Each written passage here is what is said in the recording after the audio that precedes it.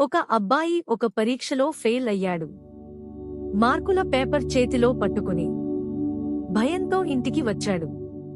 కొడుకు చేతిలోని మార్కుల పేపర్ని తండ్రి చేతికి ఇచ్చాడు.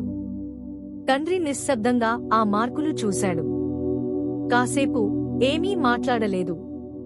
తండ్రి మౌనం ఆ పిల్లాడిని ఇంకా భయపెట్టింది.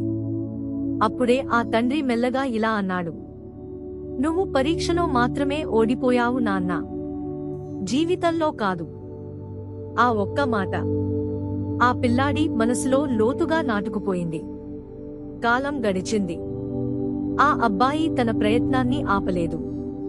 ఓటమిని ఓటమిలా కాకుండా ఓ పాఠంలా తీసుకున్నాడు. ఒకరోజు అదే అబ్బాయి విజయం అంటే ఏమిటో అందరికీ చూపించాడు. ఫెయిల్యూర్ అనేది మనకి గెలవడం ఎలానో నేర్పిస్తుంది. ఈ చిన్ని కథ మీకు నచ్చితే నా ఛానల్ని లైక్ చేసి సబ్స్క్రైబ్ చేసుకోండి.